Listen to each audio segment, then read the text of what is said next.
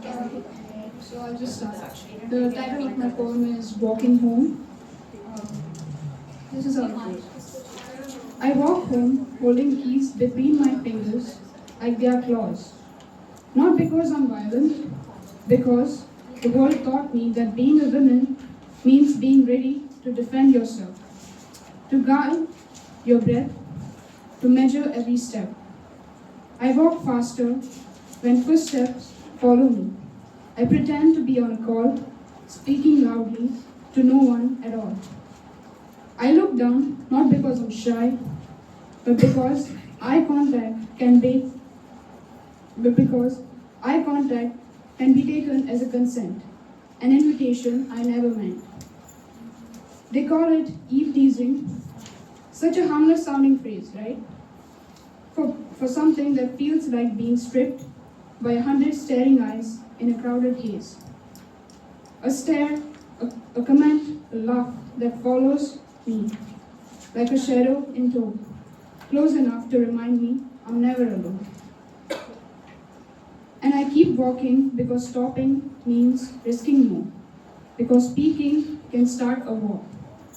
They say, why didn't you speak up? But they don't see the calculations in my head instead. Is it safe to answer back? Is he alone on the track? Will the crowd help me or simply stare? Pretend justice isn't their affair. Being a woman means learning survival before you learn freedom, learning caution before you learn rhythm. I carry pepper spray. My location is always shared. My parents call twice until they hear the lock click, until they know I made it home safe and sound. And still, the world asks women to be careful, to be small, to walk the line, instead of asking men to be better for once in their time. I'm tired of shrinking myself in public spaces, tired of memorizing I exist, tired of reading strangers' faces, tired of pretending harassment is normal noise, like traffic, like boys being boys. Tired of hearing stories of women who didn't make it home, names that echo headlines, in silence, in stone. Because every time a woman is harmed, 1,000 more of us walk a little faster in alarm. This poem is not just anger, it is a record, a witness, a truth that insists. A reminder that behind every statistic is someone like me, someone who just wanted to walk down a street without fear, as simple as breathing. I'm not fragile, I'm careful. And there is a difference, a quiet resistance. But one day I hope to walk home with nothing in my hands except the quiet certainty that the streets belong to me too.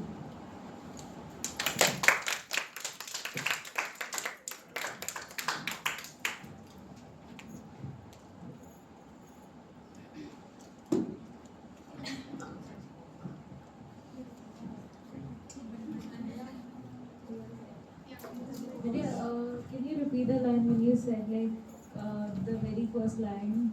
Not very first, along the ending about The ending? yeah, when one woman is harmed something, the one all of us walk along something that went along that way. Is it this? Because every time a woman is harmed, 1,000 more of us walk a little faster in alarm. Yes. I mean, this is so true with today's context, where our country is basically in a rape epidemic. Every hour or every minute there is some crime happening to women, and then people have just so normalized it nowadays that even media doesn't pay enough attention to it, and people who are actually convicted of it. They are just left out in the name of human rights. What about the girls' human rights which have been violated? No one thinks about that, and we've just internalized it so much. Now it's like everyday thing. Like, ठीक है, ये है ना? You have to be like, yeah, you have to be careful. This is what we are taught, but no one actually talks about how you have to, tell your men how to be right. To be human. Yeah.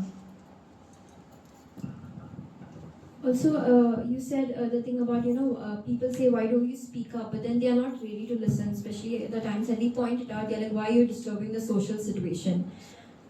They want you to sit up, they want you to sit down, look pretty, and, just be okay with everything that's happening.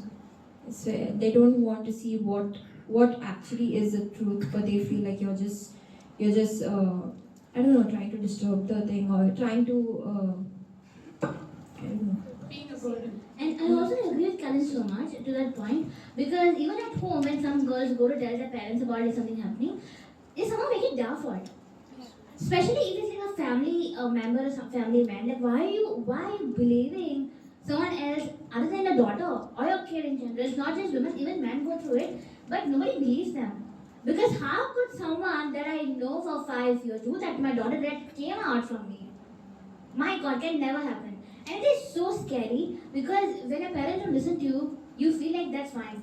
Even if I speak out about something, nobody's going to listen to me. And that actually is so triggering because it creates a huge toll on your personality in general also. You're going to turn out to be somebody who does not speak up when you have to. You will be someone weak. It's going to affect you so bad. And especially in the Indian context, it happens everywhere. It happens everywhere. But since we live here, we know the context properly. So it's just like, even you see so many reels on this topic, and down the comments are, the last generation of innocent women. Keep it to yourself. What? What? And then when the time comes, you're going to be crying about lonely male epidemic. Like, shut the fuck up. It gets so on top with that, and especially overall the topic that you chose is the best thing. It is so real. It is so real. Especially with the timeline you gave that when you have okay, how many of you all have like brothers at home? Even I do. Older brothers.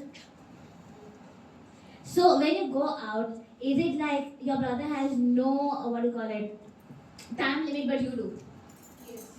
Even Yes. the younger brothers. Yes, and that is even more tricky. Because what do you mean? So at my home, the only thing is that you all come home alive. But but I know so many of my friends. For them, it's just like you cannot. You have to come home by 6:30. Okay. Even though you have an exam, you might be doing an internship, you might be working. You have to come home by 6:30. What do you mean? Then you ask them about their siblings. They're like, my brother comes home at 3 o'clock in the morning. And it is so triggering because even that time when you're going back. Exactly. And even at 6:30, when you are walking home, there's another issue.